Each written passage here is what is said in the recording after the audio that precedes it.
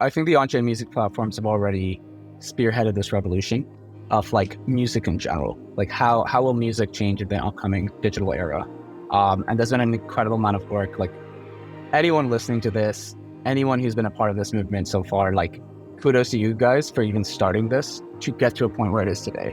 And I think the goal for Optimism is to help enable you to get to the next level based off of what you know.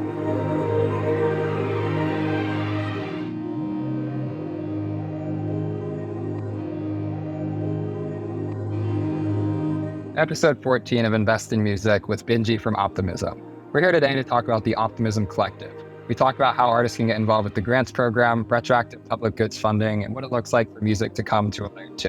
This comes on the back of Sound recently announcing that they're going to be deployed on Optimism, which means that there's a lot of freshmen to take advantage of, including a free one from the Optimism Collective, made by the co-founders themselves.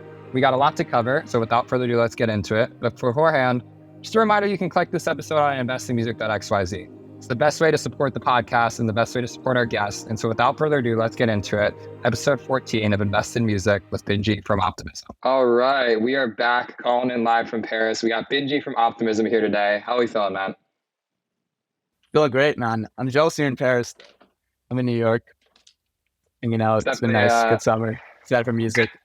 Good time to be alive. We had a really big update go live on Monday. We had Sound XYZ deploy on Optimism. I wanted to get you on the show because you and I have been talking about, music on layer 2 for the last couple of months. And I feel like there's so much exciting design space to cover here. But, frankly, I think that a lot of people are still pretty new to Optimism. And so I wanted to get someone who's been working on it on the ground floor just to give us a quick background. So without further ado, why don't we start off by you giving a quick background on yourself and then maybe telling the listeners a little bit more about Optimism. Yeah. All right. So I'm Binji. Working in crypto, working at Optimism right now, do DevRel work, but you also do ecosystem growth and myriad of other things, essentially. Got my start in crypto by force. So I'm originally from Nepal, but went to high school in Costa Rica, and there's no way for certain countries to send money outside. So crypto honestly offers like a real hope for tons of people around the world to actually be able to freely transact and have economic freedom. So that's what kind of got me into it by force, left it, and picked it up again throughout college a little bit. But when I graduated, I started at Coinbase, where I was an associate product manager. I was working on like the international homepages and other parts within that growth-facing function. And left Coinbase to start working at Optimism, where I joined around like when we had mainnet being launched fully. And just it's been lovely to see it grow. I think part of the reason I joined, and to segue into the next question too, is like, I feel like there's so many definitions for Optimism and what it is. The name speaks for itself in many ways. And there's various different ways you could frame essentially what Optimism is trying to do. But to really encompass it, I think you can almost say it's going to aim to be the layer for decentralized compute and the new internet. And that is a pretty out there statement. It's pretty heavy. The way that's achieved is through scaling Ethereum as a layer 2. So essentially we're built on top of Ethereum. So we are Ethereum technically in many ways. And we allow for any apps that are on Ethereum, any people that are on Ethereum, any creators that are on Ethereum to easily move over to Optimism, which still uses ETH, which still feels exactly like Ethereum, still has your favorite tools out of the box, has Sound XYZ now. And essentially is a platform to scale those applications. You get cheaper gas fees, you get faster transactions, but you also get this other thing, which is why I joined, frankly. And it's this idea of this collective that you were a part of. This is this idea there that this entire mission of Optimism starts by the notion of let's reward people who otherwise would be financial martyrs. So all of that activity, all of this stuff happening on Optimism leads to this goal of making sure people who are doing things that are helping the larger collective, that are public goods, essentially, perhaps art, right, in a way, get funded. I don't want to live in a world where people who want to do the right thing don't do it because they feel like they have to be financial martyrs. I want to live in a world where people who want to do the right thing can do the right thing, can love what they do, can go and build it, and of course get paid.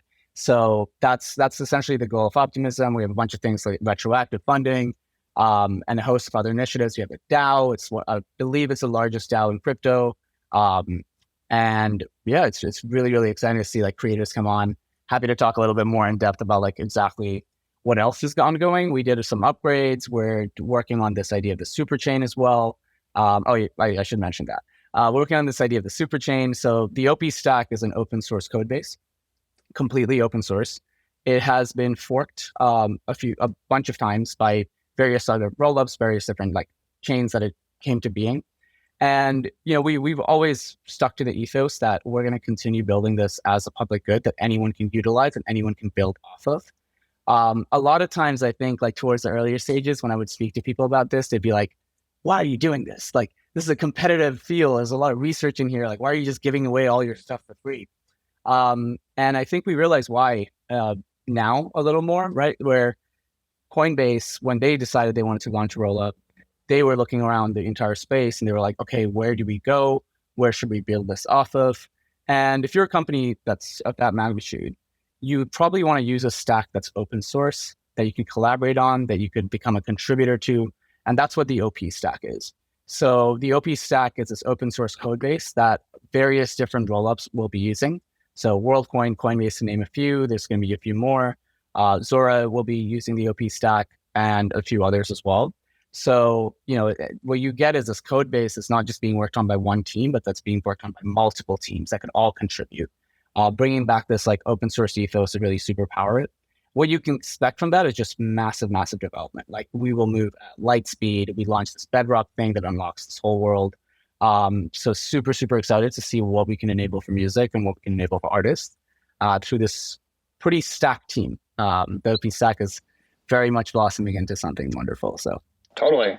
We got a lot to unpack there. I would say the thing that really excited me about our relationship is obviously you're very technically oriented, which is a really exciting thing to dive into here. But I'd say for me, when you started to attend some of the events that we were throwing, really showing up for the culture of the music community and showing that there was a desire to actually put, culture on Optimism, that really stood out to me. Because I think in a lot of ways to date, Layer 2 has been very financially oriented. It's largely been a place for DeFi projects, maybe some DAOs here and there, but we really haven't seen any meaningful creator projects move over to Layer 2 and actually have like a very active marketing community on it. And so I think that when you started to express to me, hey, I'm really passionate about music, I'd love to figure out how we can start to bring more music on chain to Optimism, it really resonated with me. And I guess kind of taking that into a question, how do you see Optimism playing a role in the evolution of the on-chain music platforms that we all know and love today? So I think the on-chain music platforms have already spearheaded this revolution of like music in general. Like how will music change in the upcoming digital era?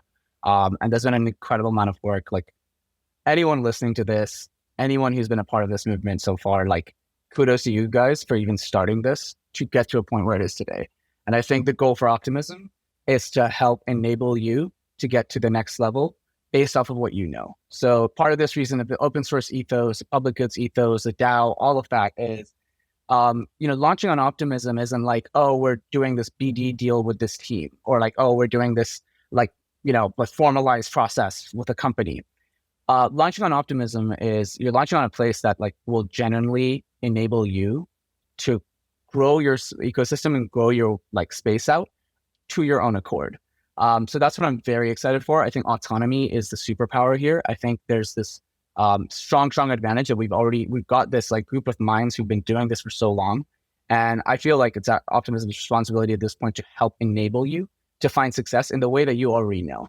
So that's one thing I'm very excited for. How can I empower the teams? How can Optimism, empower the teams to, very much fulfill their ambitions in whatever way they see fit. So whether that is going through governance, like starting sub DAOs, starting like marketing, newsletters, all various things, creating like content, obviously creating music, all of those things. I'd be very curious to see how Optimism specifically helps you help yourself in the best way possible. And I'm happy to like talk more. I think we'll mention RPGF and grants and all the other things and also just like general support that we have to offer. But I'm very, very excited for it. Obviously, some things are clear. Like I believe now minting a music NFT is, and this is really low gas period. So in a high gas period, it's going to be significantly even cheaper, essentially. But right now, if you were to mint a music NFT on Sound, on Optimism versus L1, it is 61 times cheaper on Optimism. What that means directly is more money is going to be going to the artist, less money will be going as gas fees. But the kicker is also like the money that is going anywhere, regardless, goes into public goods, which in many cases, when I talk about PGF, I'll talk about how we've literally retroactively funded art previously in a previous governance cycle. So I see there's a really cool opportunity here where you're with an ecosystem that really cares about you and your thoughts and your ability to take this in a way that you see best.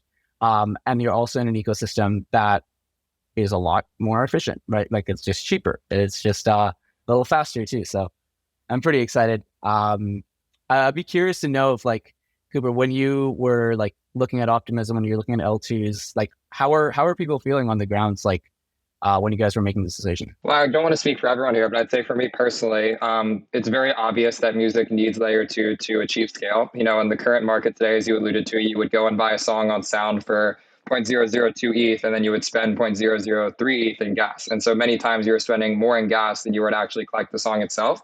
So the question of layer 2 became essential. And I think just to kind of quickly highlight why this is so significant is that, like I alluded to earlier, layer 2 is not a new concept, right? There's been discussion of layer 2s. Optimism's been online for the last year. I don't think there was really ever like a reason that projects needed to move to layer 2. I think it was kind of like you were taking, you know, a statement that layer 2 will be important at some point in the future. So it was almost just cool to do it, frankly. But I think the reason why it's so essential for music is that it's really the first category where people are buying collectibles for $5, $10 or less. And I think when that's happening at scale, you can't have a market that you buy something for $5 and you pay $10 in gas. That just doesn't make sense. And so for me, the question of layer 2 became really an essential piece of this puzzle for helping this market really evolve. And then when it came to Optimism specifically, you know, I think that there started to be a shared alignment around really the OP stack and the role that it plays with creators. You know, for our listeners here, we've been minting all of our blog posts on Mirror on Optimism for a while now. You know, there's teams like Manifold and these other projects that are really starting to lean into what, you know, the Optimism ecosystem could look like. And so if I took a step back and just looked at the landscape out there, it was like, okay, there's not really a clear winner in the layer 2 conversation yet. And I actually believe that we're going to live in a future where there's many different layer 2s. I think many products will have their own chains, et cetera. And we can talk about that a little bit more later. But for the immediate here and now, I think that Optimism really just offered the most trusted and valuable tech stock that was out there today. And as far as starting to make a market around like what collectibles look like for $10 or less, I feel like Optimism was just the right spot to do that because it's set up in a way that really aligns with the values and the missions that creators share. And I think that's kind of where I want to take this conversation, is to say, I'm well aware of this grants program you guys have been running. You mentioned like retroactive public goods funding. For people who are listening to this podcast and they want to get a little bit more in the weeds on Optimism and some of the opportunities that it offers, you know, how are you guys enabling creators to better support them and allow them to accomplish the things that they want to accomplish? Cool. Awesome. So a little bit of background on how like the Optimism Collective works.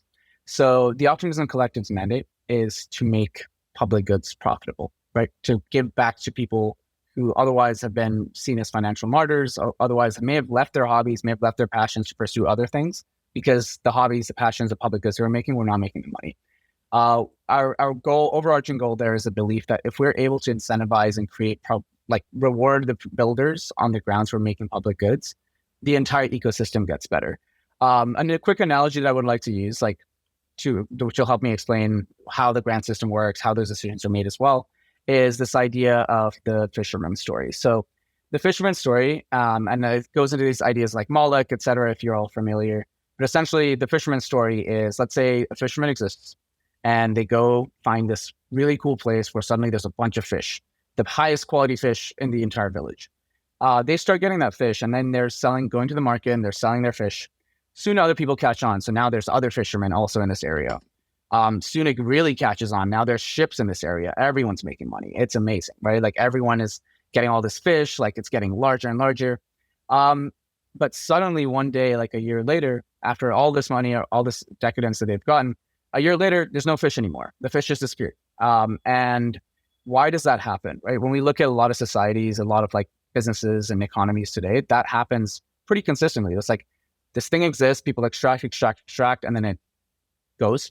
But the way which we believe that can be prevented is, let's go back to the same scenario. Let's say everyone's fishing, but let's say a small portion of that fish revenue is put into a place where there are people who maintain the area. Like there's people who are specifically getting paid to build public goods to like allow for this thing to exist, that help like make sure the fish are being fed, make sure the fish are like there prior to any like extract occurs, or like ensuring that there's that like public good being spent on. Now that thing lasts forever. So our belief there is like if you're able to incentivize public goods, if you're able to pay the people who are creating public goods, if you're able to pay the people who are bringing art, bringing culture, bringing the vibes right to a place, bringing software, all that stuff, and they do it in an open source manner, then everyone benefits and we can all grow together. It's like expanding the pie in general. So that's the ethos of optimism. Of course, like my subjective rendition of it, but that would be largely what I believe. And the way in which this plays into grants is how is that funding allocated? Like, how do we decide, who's the person that goes and does the fund, like cleans the fish area, all that. I'm really losing it on this analogy, but you know what I mean. But that is done through a DAO. So Optimism governance, Optimism had its airdrop about last year, gave a lot of like voting power to a lot of the folks in their ecosystem, and there's delegates, etc. And there's a governance forum, and the governance works in various different ways. So there's actually 3 ways in which you can get funding. One is you go through the Builders Grant. So a Builders Grant is essentially, we have a specialized grant council led by one of the founders of Alliance DAO. Alliance DAO is something that incubated everything from Blur to a host of others, like a lot of synthetics, Blur, Steppen, like a bunch of other really, really big things, projects in crypto. He's Dane Lund. He's one of the people spearheading it alongside 3 or 4 other delegates. And this is a Builders Grant. So this is like, hi, I am building XYZ, whether it's a research experiment, whether it's like a novel like mechanism, whatever it is, like you can apply for a Builders Grant there. A Builders Grant has a cap of a certain amount. And then, so the other thing after the Builders Grant is essentially Growth Experiments Grant. This is for people who've already launched on Optimism, can apply for a Growth Experiments Grant saying, hey, we have launched on Optimism. This is how much we request in OP tokens. If you get that grant, you'll basically be able to stream it back to your users in the form of OP rewards, incentives, or gas rebates, or whatever. But that stuff goes to the end user essentially. Whereas the Builder Grant can be more for like the focus team to like sit down and work on their problem as they're ready to incubate it. The other avenue is missions. So the collective DAO has decided on 4 key themes for this season. And again, we have multiple seasons of grants funding. So in each year, there's about 3 seasons, if I'm not mistaken. And each season will have like a new theme. So the theme for this season, there's 4 different categories. The ones that will be most relevant to like the world of music NFTs is like the education category. So this is 1 is spreading the optimism vision. And then 2 is innovating on novel applications. So you can choose this intent that's set by the collective to do one of those things, and you can propose a mission. This is where the idea of enabling comes in, where instead of like, a team or someone like an internal like OPlabs individual or the Optimism Foundation individual coming in and saying, hey, you should do this for music NFTs. I know what to do. We don't believe in that, right? We believe you know what to do. Like our job is to enable you to like feel that you can do it within Optimism. So missions, you can choose the intent, overarching pretty large theme, and you can write a mission proposal. Like, I want to do X, Y, Z. I want to grow the music NFT scene on Optimism. You write how much grant funding you might request for that. You can also make an alliance, so you don't have to do it alone. So there's 5 or 6 different teams that want to collaborate, come together, and then go and launch like this mission. You can go and do that. So that's another way to get funding. This is like giving power to you. Of course, builders and everything, all of that is also giving power to you. The third one, which is like honestly why I joined, is this idea of retroactive public goods funding. So this is for builders who, people, I think one of the issues we see in the world is a lot of people have amazing ideas, but they have to forego those ideas because there's no line of sight of profit, right? It's like, oh, I can't do this thing because I don't know if I'll get paid for it. So I don't know if it's worth my time, and I need money to put food on my table. Like, that's a very real thing, and no one should ever be judged for not doing something because of that reason.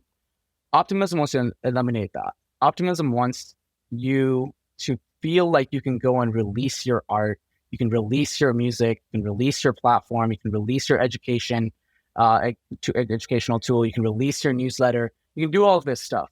And at, a few times in a year, Optimism runs retroactive public goods funding rounds.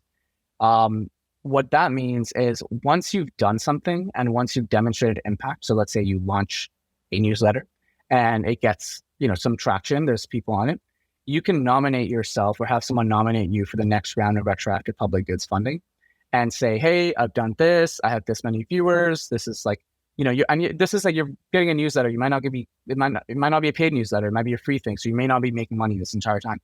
But when you apply for that, Optimism can retroactively fund you. And this isn't like a small amount. Like it's not like a small grant that's given. This is, I believe 880 million OP has been dedicated to retroactive public goods funding.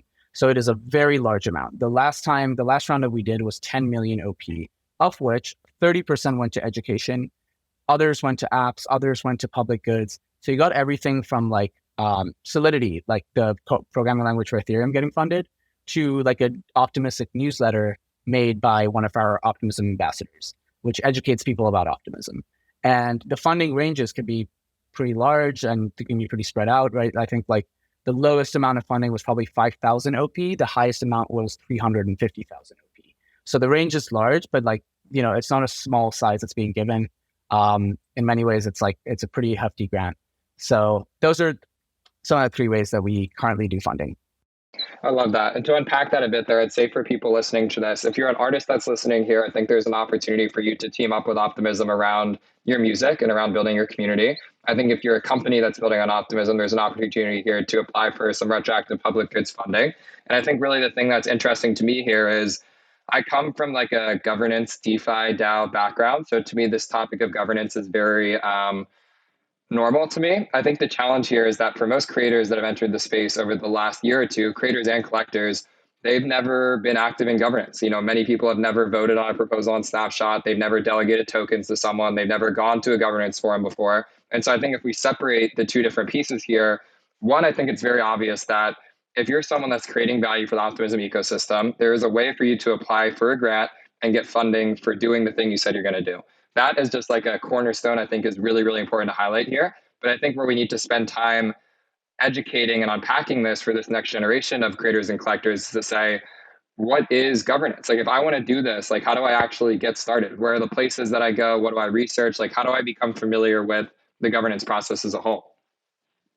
Yeah. So you could go to gov.optimism.io. That is the forum. Or you can also go on Google and write Optimism Governance Docs. And that can give you an entire walkthrough of how governance works and how you can get started. But on gov.optimism.io, you can just essentially create an account and start commenting. You can start looking through proposals, giving your feedback.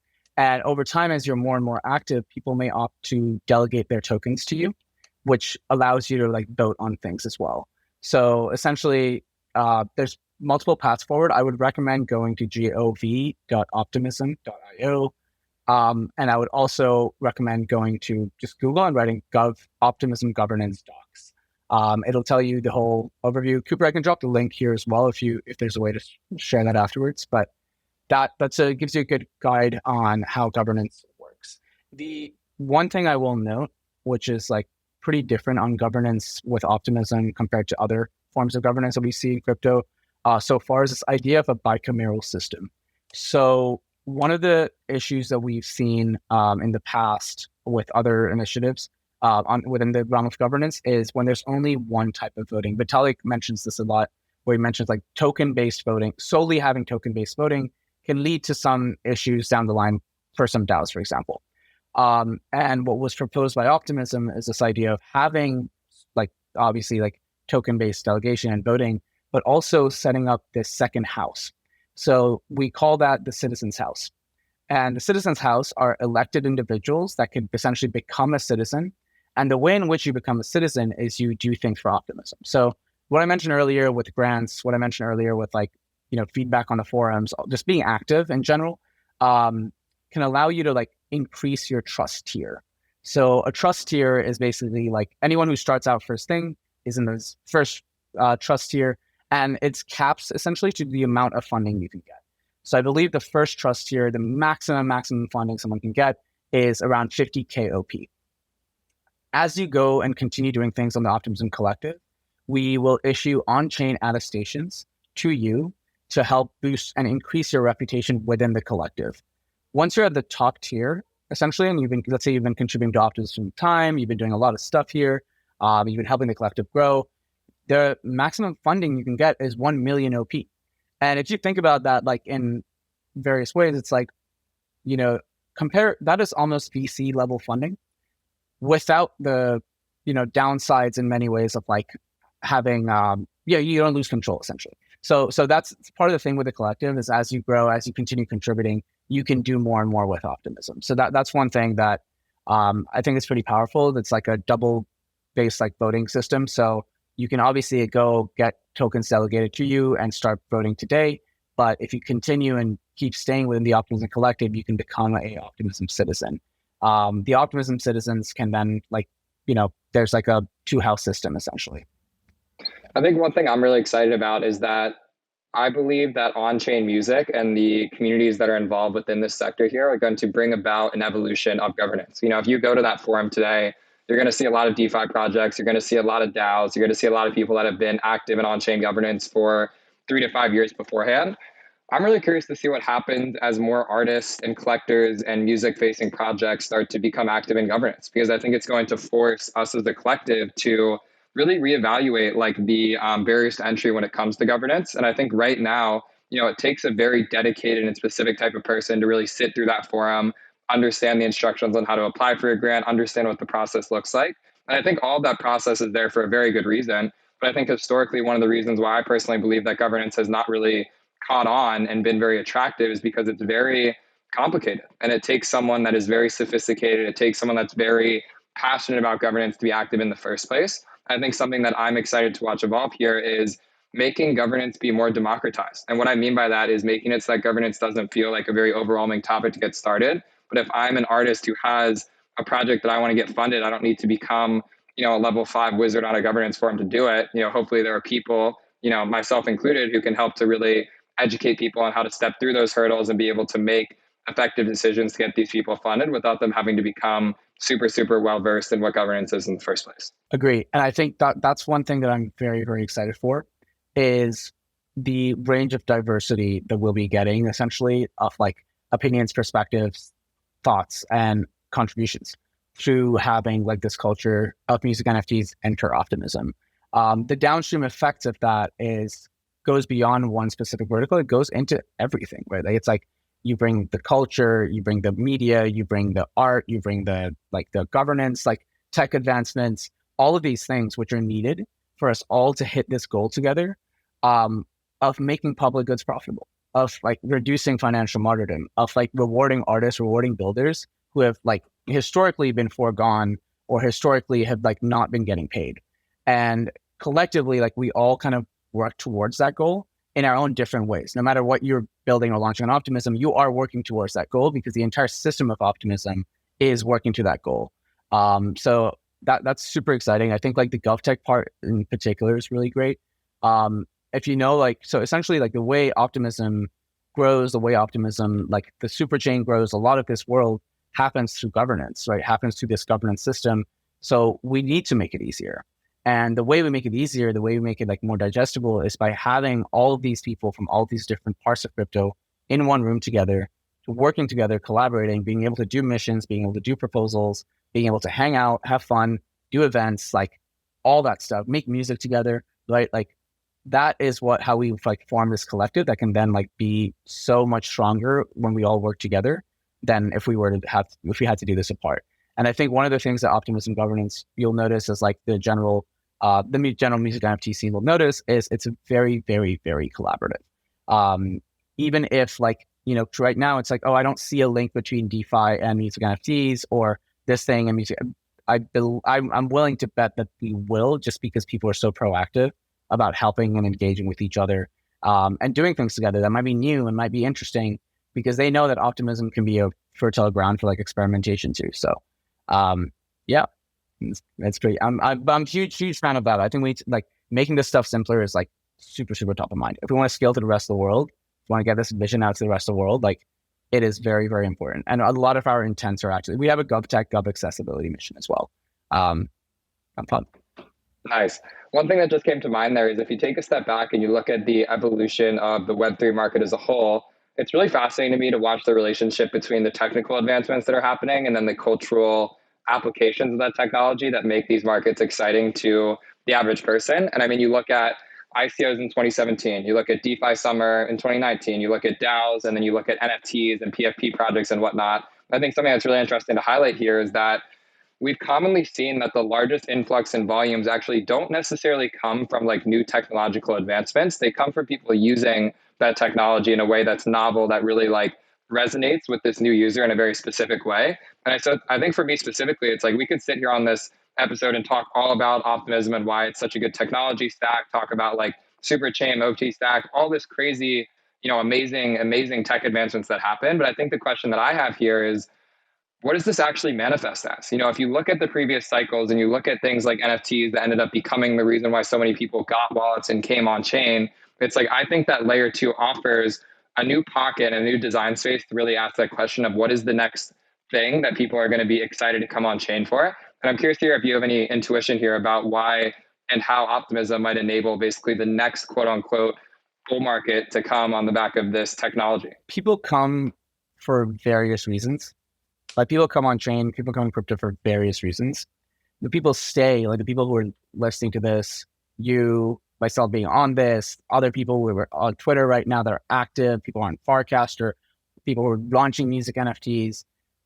So all of these people, like we all came for various different reasons, but we're all staying for the culture. We're all here for the culture. We all have friends in here. We have like it feels like a family unit in many ways.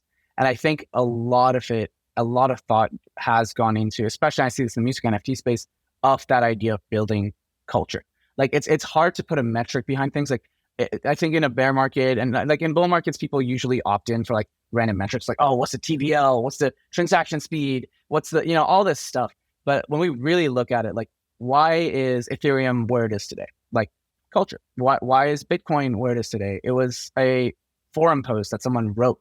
There was no money intrinsically attached to it at first. There was no tech really very much advanced attached to it.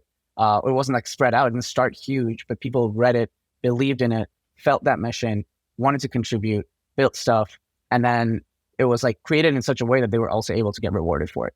And Optimism like takes that on its like as a forefront. Sorry, and it's like, okay, how do we make sure that we can get culture, get a mission to rally behind, to rally everyone behind, but also make it uniquely open so other people can also rally their own missions through it. And I guess to answer your question more directly is the way that Optimism can lead into this next evolution of crypto is not as a company sort of thing or not as a foundation sort of thing, but as a collective, right? And as essentially like all of us together. So you're empowered to write proposals for music NFT initiatives. We try those things. We go and like push things out. Artists, builders see this as like the best place to experiment. I think we're already seeing that with parts of like the OP stack, for example. Like people who want to launch a chain, they're coming to the OP stack because they just see it as a really great place to experiment.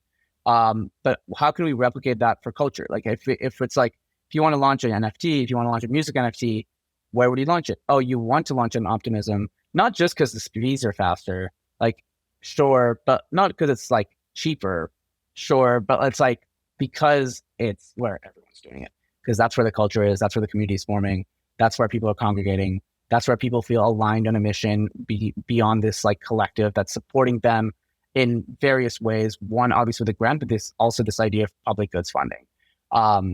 I think that is how Optimism like leads the front in many ways for whatever's about to happen next. And I think it starts with culture and it starts with its people. I think one of the challenging things about this next cycle is that historically, crypto has worked because the community was so small that it was easy for everyone to be on the same team. Like when DeFi was a thing, it was basically just DeFi on Ethereum, and that was kind of where everything was at. Even with NFTs, it was like NFTs broadly were just on Ethereum, and that was that. But then we started to see like, Solana pop up, then we started to see Polygon pop up, and now we have Optimism and Arbitrum and all these other ecosystems. And I think the challenge that I see in my mind is like, how do you actually create a unified culture around an entire market segment when there's so many different places that you can be building these days? And I guess I'm curious to hear on your end, like, I think what you said is true, that like if you build it in the right spot and if you build enough of like a community and a culture around it, people will come there. What do you think that moat is for Optimism? Like, what do you think ends up making that community so special in Optimism that people want to go out of their way to actually be minting their NFTs on it, spending their time on it, and really just allow this to be kind of the home base for really this next market cycle as a whole? Retroactive public goods funding. And that's a mouthful, RPGF. And I'd say that because when you look at like any movement that really makes it big, it's often because there's like those like smaller contributors who are doing smaller things all across, right? Like let's say like an NFT collection is picking up steam. A lot of times when you hop in the Discord, it's like that couple of fans in there who are just so passionate about it that they become mods. Like the couple of people who become so passionate about it, they will start working part-time for free.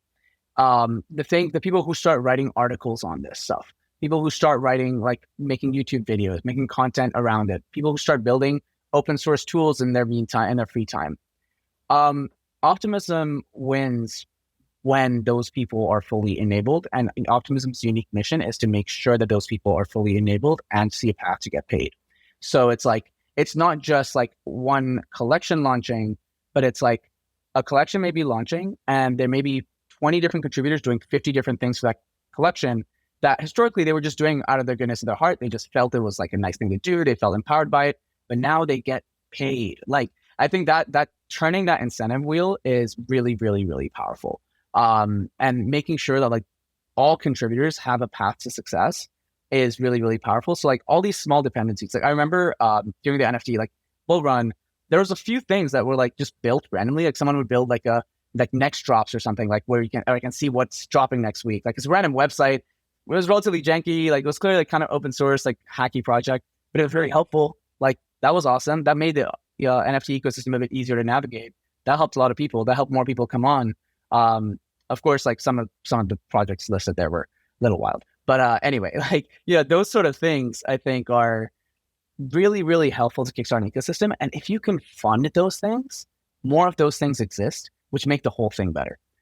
So funding public goods, funding people who are contributors, funding people who are really passionate about not just Optimism, but the project within Optimism, that is the path to success. I love that answer. And I guess to break that down even more, just to really get this point across, what are the expectations of someone who's getting funded through retroactive public goods funding? Like, what does that mean for the project itself, the way that they present themselves, the way that they carry about their operations? Because just to be fully like honest and transparent with you here, I think in my mind, when I hear that, that's such an exciting prospect, but I wonder and I worry that something like that could lead to a project just becoming like a shill machine for Optimism because they're getting paid for with tokens to fund their operations. Like, how do you think you avoid a project that has a genuine intent and mission becoming too heavy of like an Optimism shill and being able to maintain their core motive, but actually qualifying for that funding in the first place? Yeah. So one of the things when we look at retroactive public goods funding, and a little bit of background on Optimism work as well. So let's see, what's the best way to put this? Okay, so Optimism has always worked on the Ethereum ecosystem. We consider ourselves as the most aligned with Ethereum as possible. We fund Ethereum stuff too. Like we funded projects that help other rollups through RPGF. We funded Solidity, that's like the programming language. We funded Etherscan. We funded like these very large, broad public goods projects. So it's like we want to fund things for the ecosystem of Ethereum as a whole. We want to fund things of a movement as a whole. We want to fund people who are educating people into crypto as a whole. It doesn't have to be like constant Optimism show. Of course, like that could help maybe, but at the end of the day, the way these are decided are by those badge holders, are by those citizens that I mentioned earlier. So people making that decision at the end of the day are already the most like committed, like values aligned, mission oriented people within the collective who've already been here and who've already been doing things. So like they have a picture and it's very much like put out in the open of like what the mission statement is. And as RPGF evolves and as we do it more and more frequently, I think it'll become increasingly clear of you need to do X to receive Y. But as of right now, it's like we really want to see what people bring to the table. And we really want to leave it up to the table in itself to decide on, what gets funded retroactively. Definitely don't want to have like any like massive like tribalistic like, oh, this is my chain, use my. It's not really anything like that. I mean, like we've always been open source. We're doing the super chain stuff. It's almost like it's self-cannibalizing as like the best thing possible, right? Like we're giving out this code so other rollups can use it, but then we're bringing it all together into one seamless user experience through the super chain. I think stuff like that it's very much open to what gets funded. I wouldn't say those are very harsh criteria. I do think there are some things like, obviously, if it's like a open source good, more likely to get funded. If it's a public good anyone can access, more likely to get funded. If it's something like, let's say you launched an NFT collection, sorry, and basically you launch an NFT collection, but as part of the NFT collection, you donate a certain amount of your proceeds to RPGF. That's a contribution in a way. You make an NFT collection, and as part of your community, you start educating folks, and you start doing events, and you start like talking about like the Optimism mission, the idea of public goods, all that stuff. You can get RPGF. There's various different ways to do it, but at the end of the day, I would almost like very quickly quantify like how to get funded for RPGF, contribute to the optimism economy, and the collective. That as like pretty broad, but It makes sense. It's interesting because in my mind, I'm almost wondering like, my mind went to a couple places there. One is like, where does Optimism go as a brand? The second is like, how do you actually make public goods cool and exciting? Because I'm just keeping it 100 with you. I feel like the people that are super into public goods, like there's a very specific archetype around that. And I feel like it hasn't been able to cross over to public goods being something that's actually cool to contribute to. It's like very much a philosophical, like support the world, support the whole, the people. And I love that. I think it's beautiful, but I think we've been unable to find a place where public goods are a market segment that people are passionate about outside of like the underlying core philosophical principles to it.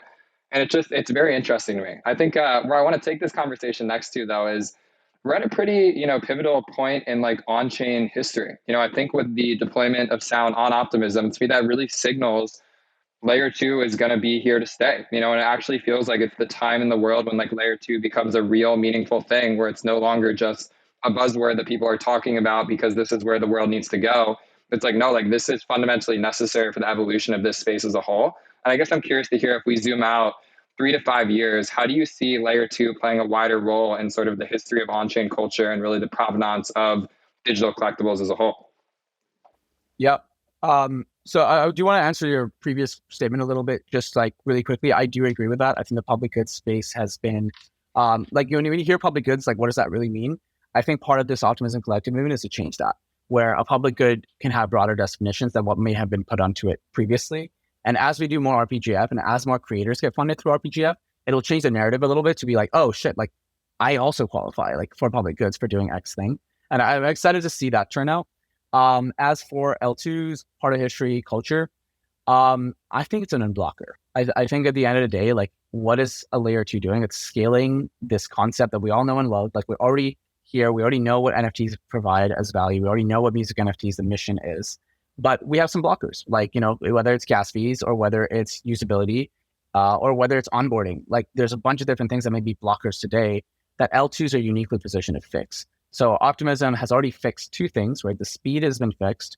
The speed will also get 1,000 times, the fees will get 1,000 times cheaper with 4844. It's another upgrade that will happen soonish. And, that stuff's being sorted. And then it's the speed as well as also being sorted. That's done. There's already a noticeable upgrade. But then now onboarding, right? So like, how can like we actually onboard more folks into this? This is where L2s are positioned, where L2s can essentially create various modes to people get into crypto for the first time. This is stuff like social sign-on, which Sound already does a great job with, pay by card, all of that stuff. We can really amplify those efforts, put resources behind it, and make it a reality. So any blocker that you may have as a creator, as a builder, as an artist, you can actually flag to the Optimism ecosystem, and you could write a request for proposal being like, hey, I don't have time to build this thing, but I wish this existed because it would help me. Boom, it's on the board on GitHub.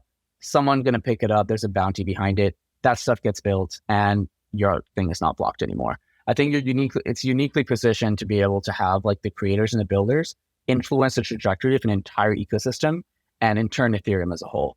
So I think that is going to be the superpower, where it's not like a team that's writing the story of like what the on-chain history and the future of the crypto world is going to be. It's you. Like we're giving people the pen basically. And you get to write it based on how you see best see fit, and the collective can work together to make it happen.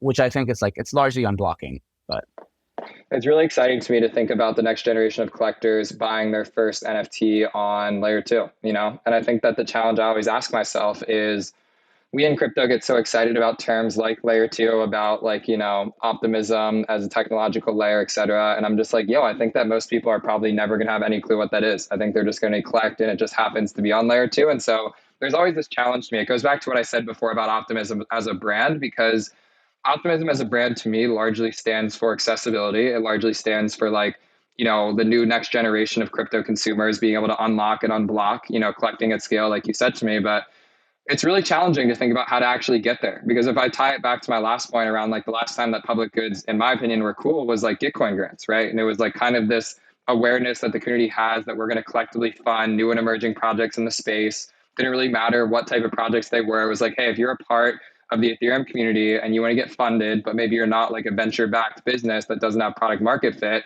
it's cool for you to go and spend $100 on Gitcoin grants because it's being matched, you're making a difference. And then you could signal to people, I backed these 20 projects because it was meaningful for you to contribute to kind of the greater whole. And I feel like in the last couple of years in crypto, we've gotten away from that, where I actually don't think that there's not really a way for you to like signal that you're supporting the greater whole. I think it's very much become much more about like my individual community and my individual identity. And so I'm hopeful that maybe somewhere within the through line here, that optimism can become a place where people feel confident to say, I'm going to support 50 creators. I'm going to support 50 projects. And it's less about trying to like put all of your eggs into one basket and bet on that one specific thing, but more about the collective sum and the whole, which I think is what made, frankly, the entire Ethereum community so powerful preceding the last bull market, is there was this shared synergy and this culture and this energy that really allowed the thing to prosper in the first place. Yeah, I'd agree with that completely. I think like the less individualistic we go, the more collectivist we go, and the more like collaborative we go, the stronger the entire ecosystem is as a result. And yeah, I think like one of the things with you raised the point of like, tech is really cool, but like at the same time, like tech is cool everywhere. People are always doing stuff. There's always like really like interesting stuff happening.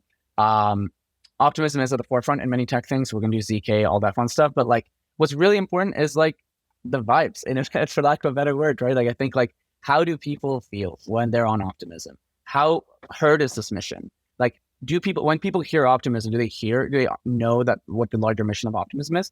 Maybe not. That's why we have a governance proposal for people to help like write content about it in their own eyes. And how it rewards creators, how it does, all the public good stuff.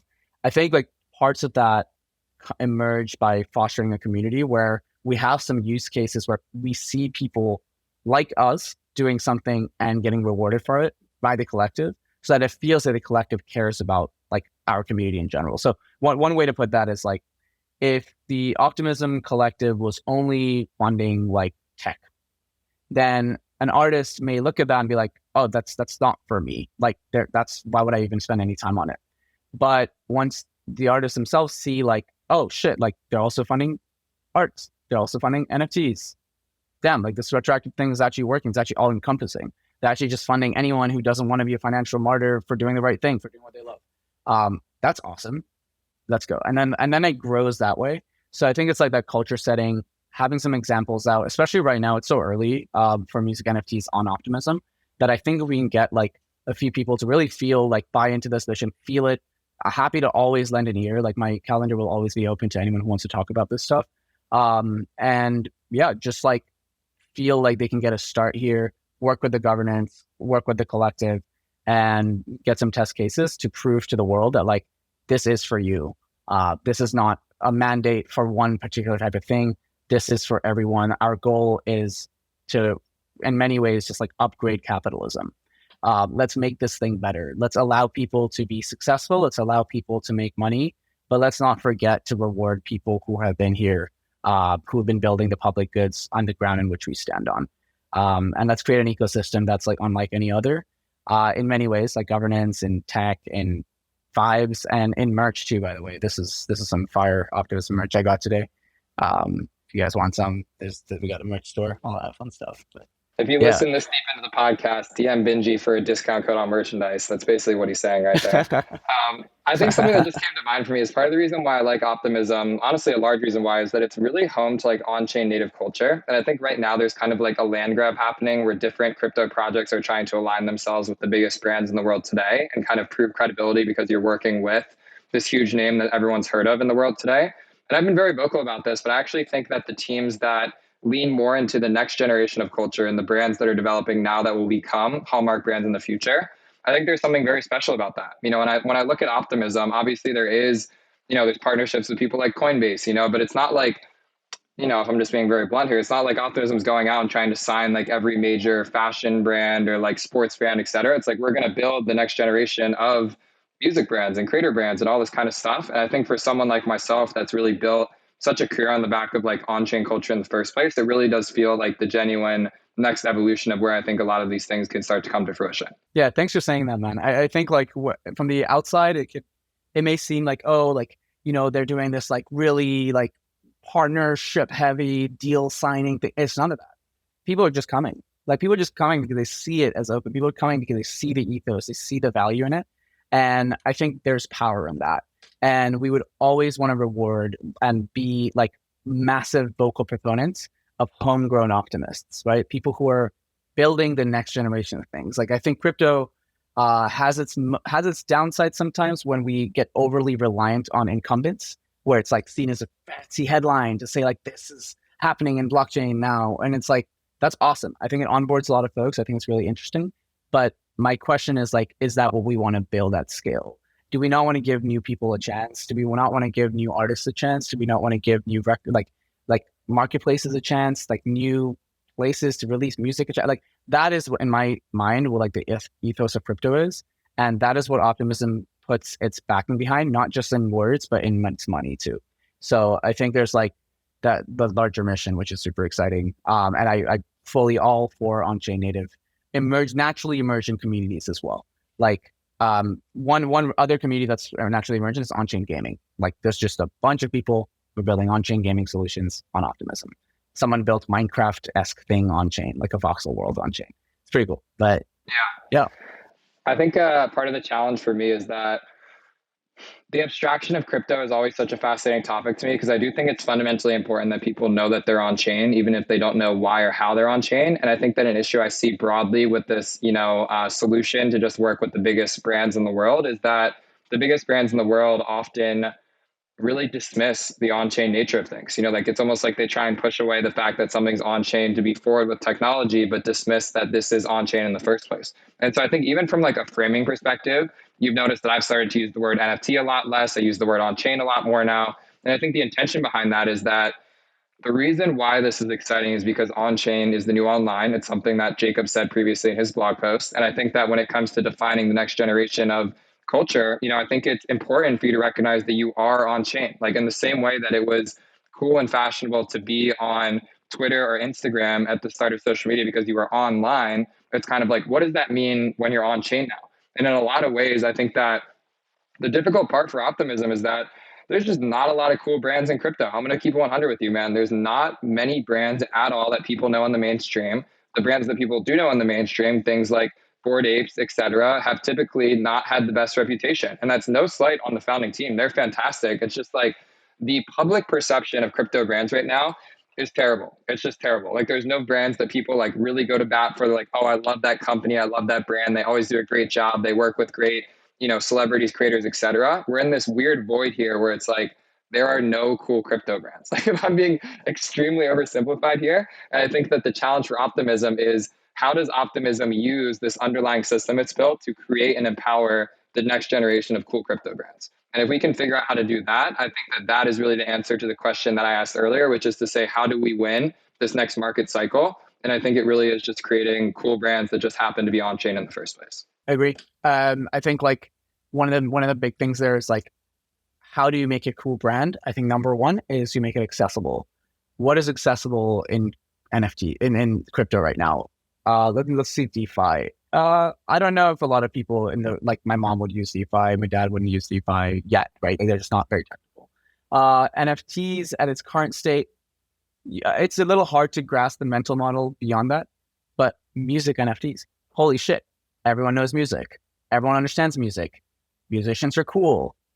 Like all of this whole world, I think, can actually be a really massive proponent. Like what you guys are doing could be a massive proponent in getting people to just listen to this. An example of this, case is like my roommates work in like another job, more so in the corporate world. I live in New York, for doing that whole thing.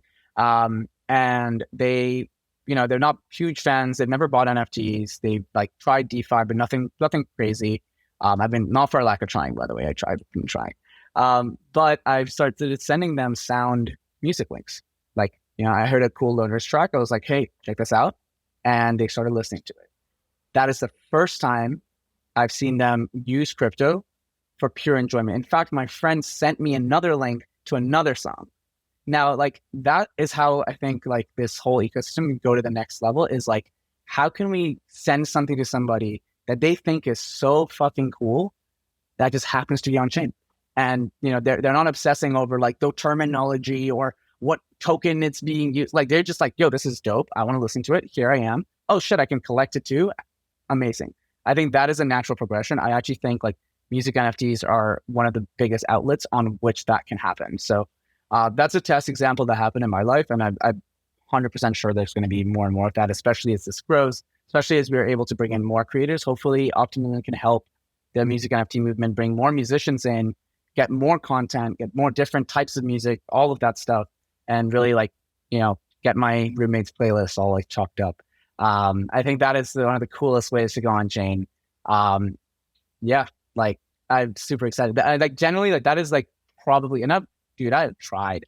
Like I've been explaining Uniswap to them and explaining like, NFTs to them. I've been explaining like the whole mission of governance and DAOs and all that. And they're like, oh, that's cool. Like, even with DAOs, like, oh, that's cool. That's a cool concept. Like, sure, but they don't think about it after. But I send them one music link to a fire song and they're here. So I think there's like a really, really cool opportunity to build that. And I think you guys are uniquely positioned as the music NFT like movement and everybody within this realm to really like take that to the next level. It's super powerful. Well, I think that's a fantastic place to close it, man. As a friendly reminder, we have the first ever music NFT on Optimism currently live when this podcast drops for another 3 days. So go and collect it. It's going to be an incredible port of history. And Binji, man, thank you for hopping on. I said it at the top of the episode, but I really just love the way that you think and talk about this stuff. And I think that this was a great intro to Optimism for people who haven't heard about it. And I guess as a closing question, where can people stay up with your work following this podcast? Yeah, I think Twitter is probably the best way to find me. I'm pretty active on DMs as well. So anyone who wants to talk about this stuff, if there's enough people who want to talk about this stuff, happy to do like a Q&A session and even bring other people from the OPlabs team as well.